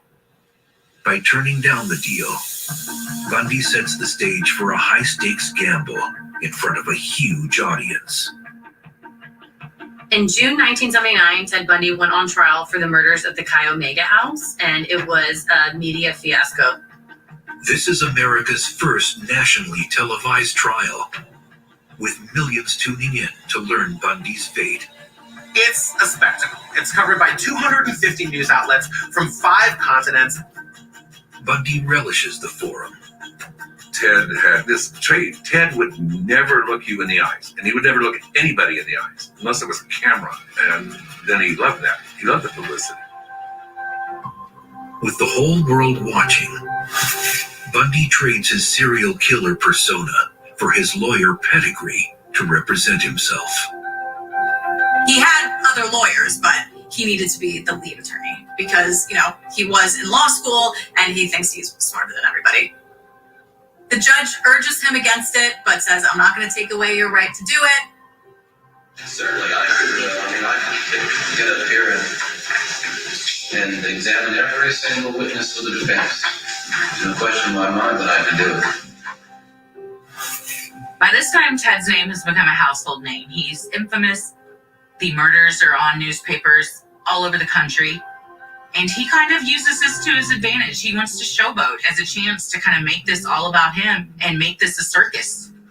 Maybe we're dealing with a problem of professional psychology, where attorneys are so jealous of the power they exercise in the courtroom, they're afraid to share it with the defendant. They're so insecure in their own skill and experience, they're afraid that anybody else might know as much as they do, or can at least participate in the planning process. Like he watched too many episodes of Perry Mason. He was allowed to interview the witnesses. He would play this to the hilt. Ted Bundy in the courtroom, I would have to say, was where he wanted to be. As much as his life was on the line, the courtroom was his forum. He was in charge. Good afternoon, Susan. My name is Ted Bundy, and I'm the defendant in the case, and I'm just here to introduce myself. Everybody's eyes were on him. Everybody in the gallery. The people at the tables. The witnesses. The victims. The law enforcement officers. They all had to be quiet while Ted Bundy got to be who he wanted to be. Ted calls a number of witnesses to the stand, including those who lived to tell the tale. I had 5 skull fractures and multiple contusions in my head. One thing that he did that was just flabbergasting was he had one of the officers who responded to the scene at Chi Omega describe all of the gory details of what they found in the room. In the side of the face, he looked like it had been crushed. He looked like he was enjoying it. If you're defending somebody on a grisly murder, the last thing you want to talk about is the grisly details of the murder. You want to talk about something else entirely. I think that these were ways for him to live in a fantasy world where his needs were getting met in different ways because he was not able to meet them anywhere else.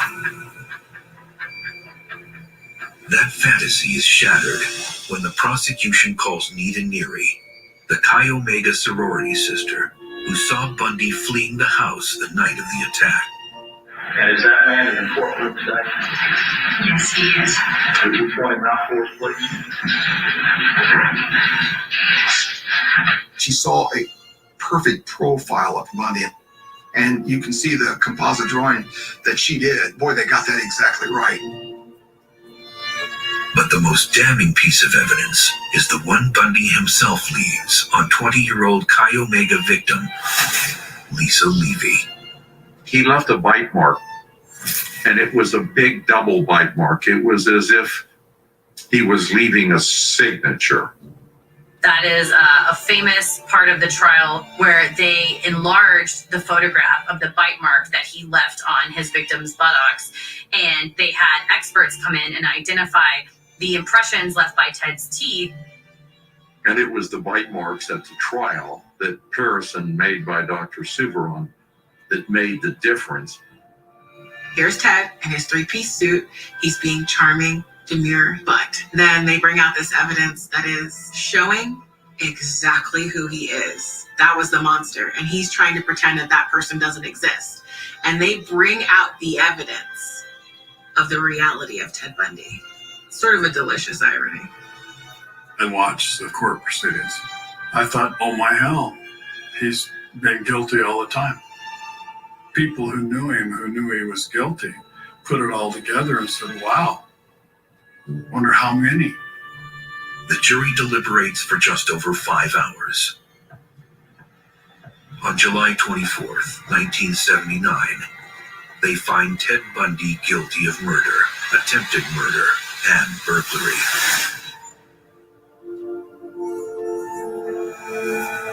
During his pre-sentencing hearing 4 days later, Bundy still professes his innocence and tries to convince Carol Durant she was kidnapped by someone else. His technique was really to gaslight Carol about her own experience. I mean, she was there, she lived it, and she was so firm in what happened to her, and she didn't back down, and she was there to tell the truth, her truth, and she did. It's the final nail in Bundy's coffin. This court, independent of, but in agreement with, the advisory sentence rendered by the jury does hereby impose the death penalty upon the defendant, Theodore Robert Bundy. As you can imagine, the jury hates this guy. Ted, of course, cannot believe this. He is innocent. He's never done anything wrong, but everyone is feeling very relieved and very happy that he's finally being held accountable. I look back and say, what could have I done? How did I not know? How did I not feel? How did I not see that this guy was bad? If you have a friend and you support him, and then you find out he's actually a murderer, it turns your stomach. And that doesn't go away. I'm 73 and I still feel that way.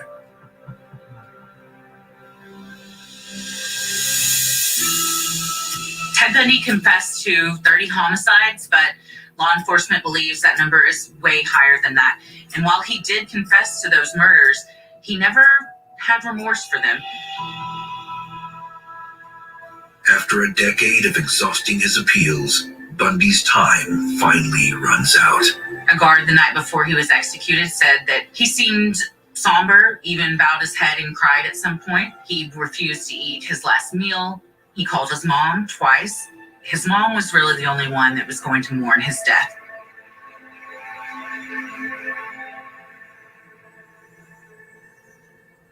The next day, on January 24th, 1989, Bundy is put to death in the electric chair. So there's footage outside the prison where he's being executed, and it's this really, really dark celebration. They are chanting, they're singing.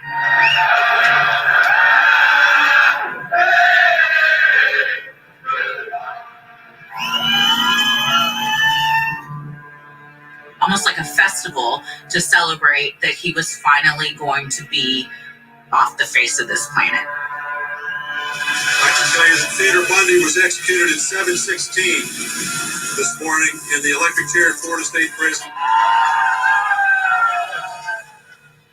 I hope I'm never as happy about the death of another human being as I was about the death of Ted Bundy. He had it coming, he needed it, and it was too long in coming.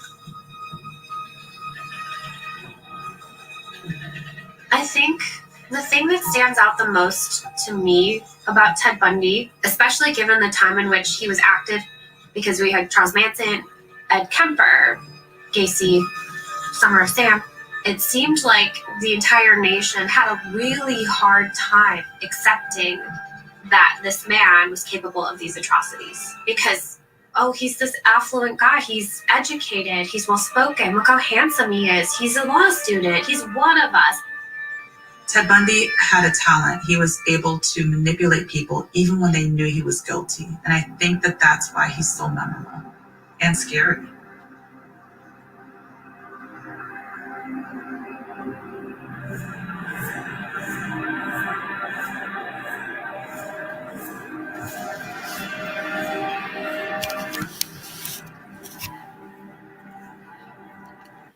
All right, everybody. Thank you so much for following the content. As you see, you hear that he was a very sick man, like so many stories and documentaries have been written about serial killer sadists. I believe it was generational. There was something in the bloodline, possibly coming down from his biological grandfather, which was his mother's father. A few articles I've read before going live stated that it was suspected that the grandfather raped his mother, and that is how Ted Bundy came to be a human being. I do not know if that is true or not, but you see, the family sent his mother off out of shame. Back in those times, nobody wanted people to know that their child had been having sexual relations underage or as a young person without a husband. It was preferred that you be married, then have children. So how are they going to explain to people why their young daughter has a baby out of wedlock? But then you see later she moves in with these people and they claim Ted as their own and tells her to tell him she's his sister. And for some reason, he could not get past that. He obviously felt betrayed, lied to. They deceived him. He held a grudge. Angry that they didn't have much money, didn't live like other people in the neighborhood. And you have a lot of people who hold grudges for these very reasons, that they don't have the things that other people have, children have. Maybe they didn't dress like other children, didn't have, great holidays, Christmases, and they're angry and they're bitter toward the people who are raising them, brought them here. So he just found things to be angry about, and he carried it with him. But the most interesting part of Ted's existence was at 3, putting knives beside his aunt, who was 15 years of age, while she slept. And I remember reading that in a Cosmo magazine many years ago. I believe I was possibly a young woman, maybe high school, when I read that. Theodore Bundy placed the knives neatly beside her while she slept at the age of 3. He was a toddler then. What would a toddler know about knives and placing them beside a sleeping person in the bed? It's very scary. So the demon was there at a young age. And that's why I said it was possibly generational. It was in the bloodline from the grandfather, who was believed to be a violent man. And this is the same man that Ted Bundy identified with. Very, very interesting information. As most of you know, one of his victims had gotten away. And her son talked her into talking publicly again about what happened when Ted Bundy approached her pretending to be a police officer, saying that someone had broken into her car. 1 second, you guys. I'm going to read you that briefly, then I'm going to check out of here. I will come back on later to talk about the Idaho 4. Do they have a suspect in those slayings of those university students? Thank you for joining me. If you'd like to donate to this great network, $sign Beganji, 129 Cash App. All stickers and chats are welcome during this live. 1 second. There's always somebody that has a different version pertaining to a person, what happened to them, how they behaved. Very interesting.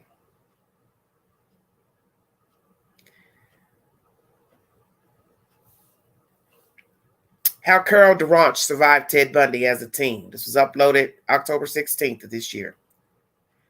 Carol DeRanch was 18 years old when she was kidnapped by serial killer Ted Bundy in Utah. Carol DeRanch survived an attack from one of the most dangerous serial killers in American history when she fought back against Ted Bundy. At just 18 years old, DeRanch escaped from Bundy's infamous Volkswagen and lived on to testify against him in court. As one of Bundy's few known survivors, she played an integral role in securing his kidnapping conviction as well as future convictions of his other victims. On November 8, 1974, Carol DeRanch drove to Fashion Place Mall in Murray, Utah after finishing work. Though her older sister typically drove her through town, DeRanch had recently gotten her own car, 1974 maroon Camaro with a black top. I got the car and I loved it, she said in a later interview. I thought it was beautiful. While shopping at a bookstore inside the mall, a man approached DeRanch. He introduced himself as Officer Roseland and told the teen that someone had been caught trying to break into her car in the mall parking lot. The officer was not wearing a police uniform, but he read Durant's license plate back to her. She confirmed the Camaro belonged to her. He asked if she would follow him back to the parking lot to see if anything was stolen from her vehicle. Trying to be helpful, Durant agreed. However, Officer Rosen was not a police officer at all. The man was Ted Bundy, a 27-year-old serial killer who had murdered at least 11 others before targeting Durant. In the mall's parking lot, Durant examined her vehicle and saw nothing had been stolen. Bundy then asked if she would accompany him to the police station because authorities were holding the man who tried to break into her car. At this point, Durant said she thought something was amiss. I was just starting to feel a little uneasy, and I thought I could smell alcohol, and that's when he promptly pulled out his wallet and showed me a badge, Carol Durant said, and I went, "Oh, okay." Reassured by the police badge that Bundy showed her, Durant agreed to ride with him to the police station. When she saw he drove a Volkswagen Beetle, she convinced herself the officer was off duty or even undercover. In a later interview, she said it was a bit strange he didn't drive a police vehicle, but ultimately she wanted to be helpful and believed she could trust him. I probably was trying to be nice. I was trying to do the right thing. I was trying to be a good person, she said. He was an authority figure. Just 3 weeks earlier, Ted Bundy had kidnapped another victim, Melissa Smith, from the same Murray Mall. The daughter of Midvale's police chief, Smith, was found dead on October 27, 1974. Believing Bundy to be a trustworthy person of authority, she got into the Volkswagen. Bundy drove away from the mall with the intention of making 18-year-old Carol Durant his 12th confirmed victim. In his Volkswagen Beetle, Bundy drove Durant through town for a short while. He told her to put on a seatbelt, but she refused. He suddenly turned down a side street and jumped the curb next to an elementary school. Having grown up in Murray, she knew they were nowhere near the police station. At this moment, Durant realized the man was not who he said he was. I remember screaming at him, "What are you doing? This isn't the police station. What are you doing?" And he wasn't saying anything. He wasn't answering me, and I could tell he just changed, Durant said. Bundy grabbed her arm and quickly locked a handcuff onto one of her wrists, but she fought him off and prevented him from cuffing her other arm. He then pulled out a gun and threatened to shoot her in the head. I had never been so frightened in my entire life, she said in an interview with Netflix's Conversations with the Killer, the Ted Bundy tapes. And I know this is cliche, but my whole life went before my eyes. In those terrifying moments, Durant knew she had a choice to make. Fight back or let this man do what he wanted in hopes that he would let her live. I think back then you were told not to fight off your attacker, she said. If you were being raped, if you tried to fight him off, it'd make him mad just to, let it happen. But Durant thought about her parents while she sat trapped in Bundy's car and the pain they experienced when their daughter never returned home. I remember thinking my parents are never going to know what happened to me. I might have never been found. That was my feeling, to fight. And I just had to get away with all my strength, she said. So Carol Durant fought back because she never put on a seatbelt. She opened the passenger side door and allowed herself to tumble onto the street. Bundy came after her, now with a crowbar in his hand. I remember feeling a crowbar in his hand. He was trying to hit me over the head with it and struggling for a while, and then a car came along, Durant said. The oncoming car's passengers, Wilbur and Mary Walsh, could not believe what they were witnessing in the street. They stopped their car and Durant ran over, threw open the door, and jumped inside. They drove away, leaving Bundy standing alone by his Volkswagen. Durant was safe, even as Bundy handcuffs still dangled from one of her wrists. I really don't know how I got away, she said. I was so small, and I just think I had this strength that just came from somewhere to get away from him. Carol Durant got away, so did Ted Bundy, and he killed a different teenage girl that night. After Durant escaped, Bundy went on to kidnap and kill 17-year-old Deborah Jean Kent later in the same evening. Kent was watching a high school play with her parents when she left at intermission to pick up her younger brother from an ice skating rink. She was never seen again. Her remains were eventually found in Fruit Heights, Utah, 2015. Amazing. 1970-something, 74 to 2015. This is crazy. I believe that's in 74. Okay, let's finish this. When she heard that Kent's disappearance occurred the same night of her attack, Durant knew the culprit was her kidnapper. Durant went to her local police station and informed authorities of her kidnapping. By the time of Durant's attack, Utah police were already looking for several teens and young women who had disappeared in autumn of 1974. They suspected her kidnapper was the same man who had killed others, and they weren't the only authorities looking for a serial killer. In Washington State, Seattle police were investigating the disappearance of 7 different young women, mostly college students who had gone missing throughout the year. Those victims were kidnapped, sexually assaulted, and murdered by Ted Bundy as well, but it would be another year before his arrest in DeRonch's kidnapping. On August 16, 1975, Ted Bundy was pulled over in his Volkswagen by Utah Highway Patrol, as you all heard in this audio I played. The officer discovered his murder kit in the trunk. It contained a crowbar, handcuffs, trash bags, ice pick, and other suspicious items. The officer arrested Bundy after making the discovery. The following month, Carol DeRonch picked Bundy out of a lineup, and he was charged in her abduction. A trial date was set, and DeRonch prepared herself to testify against Bundy. On February 23, 1976, the trial began in Salt Lake City. As Bundy sat across from her in the courtroom, DeRonch identified him as her kidnapper. DeRonch said she remembers the expression on his face while she sat on the witness stand. Bundy, he was down there sitting with a smirk on his face, always really arrogant, kind of laughing when I answered the questions, she said. DeRonch faced many questions from his defense lawyers, who sought to poke holes in her story and convince her that Bundy was not her attacker. I remember being on the witness stand for hours, DeRonch said, being questioned by his attorneys, trying to say that I didn't have the right man, of course. And how did I know that he was the right man? That I was mistaken. One of Bundy's attorneys, Bruce Lubbock, was particularly aggressive in his convictions that his client was innocent. During a 1976 television interview, Lubbock questioned DeRonch's story. You know, we have our theories as to how it happened and why she did make an identification, Lubbock said, but I don't conclude it was because she got a good look at her abductor and was able to remember him. I don't think that happened. In fact, even after Bundy was convicted for multiple murders and executed in January of 1989, Lubbock still held on his belief that Bundy was innocent in DeRonch's kidnapping. Now an assistant U.S. attorney, he said in a 1989 interview with Deseret News that Bundy shouldn't have been found guilty in the DeRonch case. In 2001, Lubbock was appointed a U.S. district judge in Utah and continued that role for 16 years. One of his most famous cases occurred in 2017 when he denied a transgender boy's request to change his birth certificate. Lubbock called the request akin to someone asking to change their name to Hitler. But in spite of Lubbock's best efforts, Ted Bundy was found guilty of aggravated kidnapping in Carol DeRonch's case. After the trial, Bundy was extradited to Colorado to be tried in the murder of Karen Campbell, a 23-year-old nurse who was murdered in Snowmass Village. DeRonch traveled to Colorado to testify against him in the trial. However, instead of facing off against Bundy's attorneys on the witness stand, DeRonch would have to interact directly with Ted Bundy. The serial killer was representing himself in court, which meant he could cross-examine his victim. In 2019, interview with People magazine, Carol DeRonch spoke about her exchanges in the courtroom. He was so arrogant, she said. I just think he thought he was going to get away with everything. And for a time, Bundy nearly did get away with everything because before Karen Campbell's family could see justice in her killing, Bundy escaped police custody. In June 7, 1977, he jumped out of a window of Pitkin County Courthouse and disappeared into a nearby forest. Police arrested him 6 days later in Aspen and placed him back into custody. However, Bundy escaped his prison cell in Garfield County Jail 6 months later. He fled first to Chicago, then to Ann Arbor and Atlanta before stopping in Tallahassee. Bundy killed 3 more victims while on the run in Florida, 2 college students and a 12-year-old girl. Bundy was finally arrested on February 15, 1978 in Pensacola, Florida. The following year, he was convicted in the murders of Margaret Bowman and Lisa Levy at the Chi Omega sorority house. In 1980, he was found guilty of murdering 12-year-old Kimberly Leach.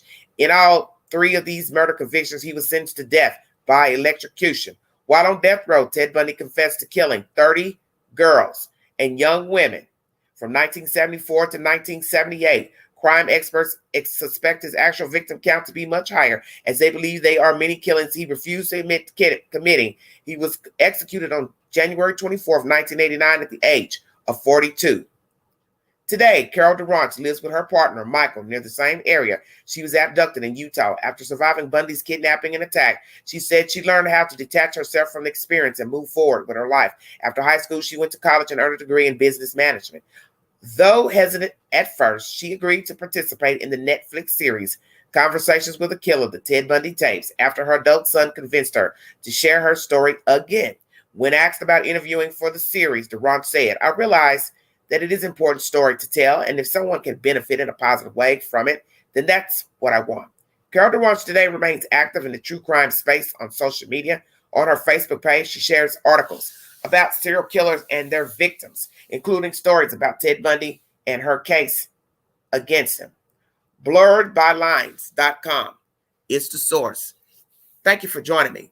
This commentary was about Theodore Robert Bundy, one of the most infamous serial killers in the United States. He finally admitted to killing 30 women on death row. One would wonder, why did he wait so long? Because in his mind, as a psychopath or narcissist, he thought he would get away and possibly get out, but he wasn't, so he decided to tell the truth. You also heard in his audio that he told the girlfriend, the ex-girlfriend, he didn't have any self-control. He was trying to get his act right. Very strange words. Deflecting, in my opinion. Deflecting. The fact that he killed the chief of police's daughter is very strange. But no one was exempt. People walked around more back in the 70s. Children walked around, went to stores, places on their own, unattended. So anyone could have been a victim, either a child or an adult. And as you see in this commentary, he also killed younger girls under the age of 18. He was a sadist. He was a rapist. Necrophiliac, murderer. He enjoyed his crimes. He enjoyed standing before this young lady, DeRonch, as his own attorney. And everyone knows you're a fool if you become your own attorney. He got off on it. That's why he was smiling in court, smirking. And as you hear in this article, she said he was arrogant because he was arrogant. He was full of himself. He was a grand narcissist. He was sick. He was ill. But he was also a bitter person. And he carried bitterness with him into adulthood, lashing out at women. He did not like women. He hated them. It was obvious. And he obviously hated his grandmother and his own mother because they lied to him as a child, not telling him that his own sister was his mother, but identified with the grandfather who was allegedly a violent man. Prayers for Mr. DeRonch. Still alive. Was able to escape a madman. And as she said, back then, women were told to not fight off the attacker. But see, that's the gist of the story. You playing silent, you have no idea if they're going to let you live or not. Because the perpetrator could say, just go along with the flow. I'll let you go when I'm done. But you don't have any inkling to know if he's telling you the truth. Because he could do what he want to do to you and then kill you later. So I'm happy she fought back. Because we have to ask ourselves, how many actually fought back and got away? Are there some victims who never told they were kidnapped by Theodore Bundy? I think we'll think of the latter, that most who were in his company died. Because I would hope that anyone that was able to get away, they would call the police. Thank you all so much for joining me. God bless all of you. If you see something, say something. Be a part of the solution, not the problem. Mind the children. Be aware of your surroundings, holiday seasons. Be careful shopping. Do not put out any boxes to let people know what you've purchased. Do not post to social media. Always have your keys when leaving the building, mall. Do not fumble for keys at your car parking lot. And do not leave parcels on the seats or the floorboards. Please put all your parcels in your trunk. And do not go to unknown places to look at any goods up for sale. And if you have to shop at night, please take someone with you. And do not carry big purses inside of the stores.